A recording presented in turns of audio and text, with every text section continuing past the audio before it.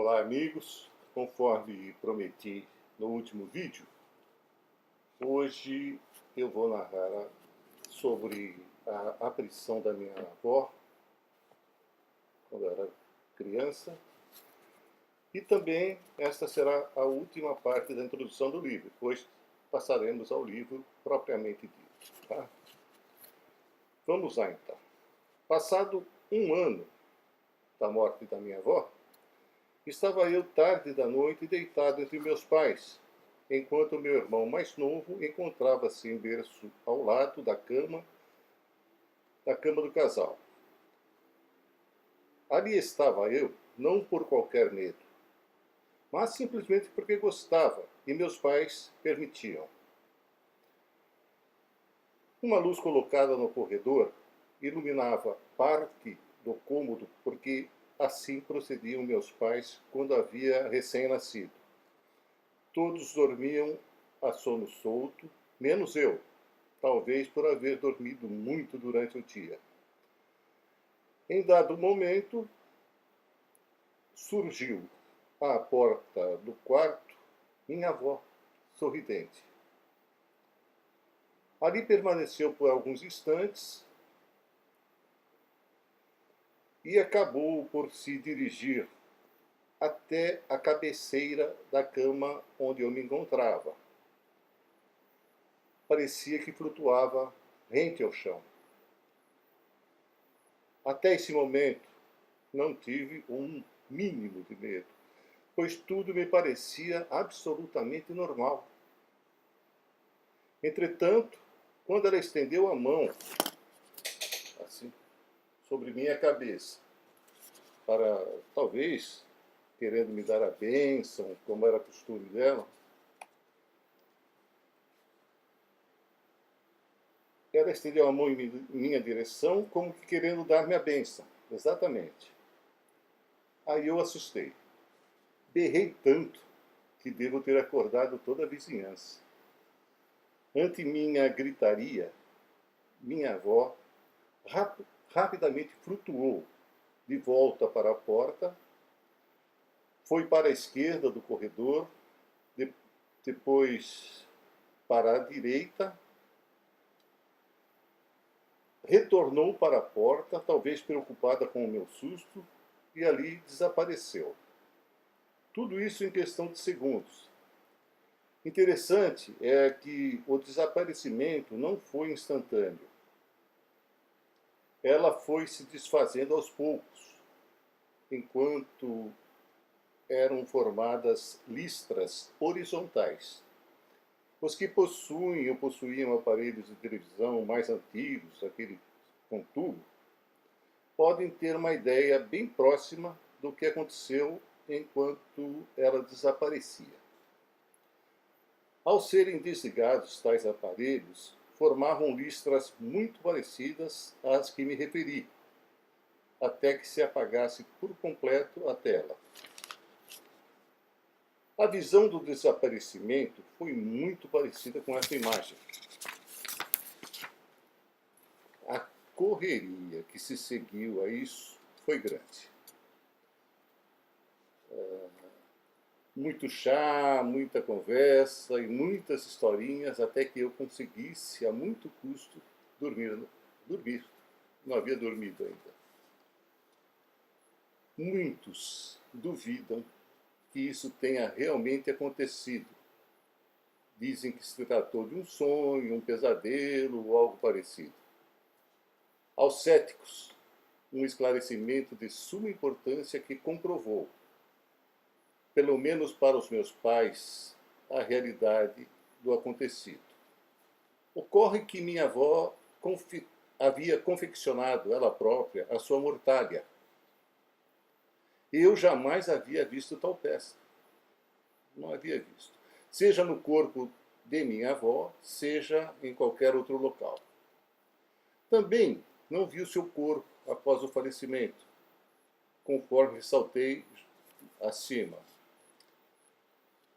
No dia seguinte à aparição, minha mãe, após vários questionamentos, indagou-me inteligentemente acerca da vestimenta que minha avó usava na noite anterior em que a vi. Expus-lhe, ao meu modo, vários detalhes da roupa escura, colarinho com bordado na cor branca, mangas largas até o meio do antebraço, saias com pregas, comprida até quase os pés, além de outros dos quais não mais me recordo. E isso eu falei não com essas palavras, evidentemente, eu usando a palavra de uma criança de 6 anos, naquela época, né?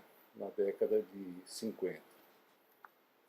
Nesse momento, minha mãe quase desmaiou, pois os detalhes que forneci coincidiam exatamente com os da mortalha com a qual o corpo de minha avó foi enterrado.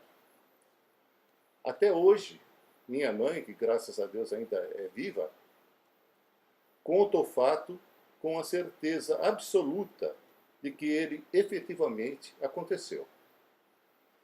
Voltando aos acontecimentos mais recentes, quando passei a receber as mensagens, ou os versos e rimas e os textos, estas mensagens, mesmo do ambiente a que me referi, fluíam com tal facilidade que em apenas alguns minutos estavam concluídas. Eis aí, pois, a prova inequívoca de que tais psicografias foram feitas sob a influência de espíritos, pois eu, que jamais houvera conseguido criar sequer uma quadra com rimas, escrevia várias delas em poucos minutos e com conteúdos que poderão ser vistos durante a leitura ou que poderão ser ouvidos agora nesses vídeos.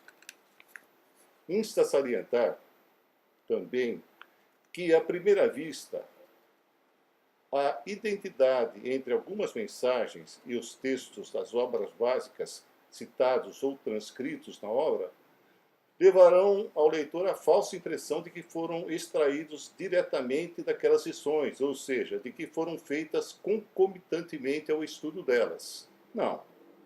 Asseguro-lhes que tal não ocorreu. Foram recebidas no ambiente a que me referi, sem prévia consulta de minha parte a qualquer título, subtítulo, resposta do livro dos Espíritos ou quaisquer outros pontos do Pentateuco. Aliás, alguns dos textos eu sequer conhecia, por ainda não haver lido, na ocasião, o inteiro teor de todas as obras. Haveremos de compreender, de outra parte, que coincidência houve, sim, mas por parte dos espíritos criativos, sensíveis e sapientes, que, de modo às vezes poético, outras vezes na forma de engenhosos textos, adaptaram as lições de maneira sucinta e de agradável leitura, quando não de fundo, emocionante, sensibilizante. E mais, durante a semana que antecedia a reunião e no próprio dia em que ela ocorria, jamais eu idealizava o teor delas, ou das mensagens. Somente no momento em que eu me concentrava para recepcioná-las e na reunião é que vinha na mente seu conteúdo. Tendo em vista que essas mensagens têm, em sua maioria, caráter de orientação religiosa, vim sendo intuído, de uns tempos para cá, a fazer um trabalho de associação do material que recebi com as obras básicas do Espiritismo. Inicio, assim, este trabalho que espero realizar com a ajuda de entidades iluminadas para que se traduza em obra de direcionamento para os iniciantes na doutrina e como rememoração aos já experientes. Peço humildemente a Deus, inteligência suprema e causa primeira de todas as coisas, permita que a luz de espíritos de escola recaia sobre este local de trabalho, enquanto escrevo, para que seja plenamente alcançada a finalidade a que se destina esta obra. Então, no próximo vídeo, nós estaremos iniciando o livro, as histórias do livro propriamente dito. Por hoje ficamos por aqui, um grande abraço a todos e que Deus ilumine sempre o caminho de todos. Até o próximo vídeo.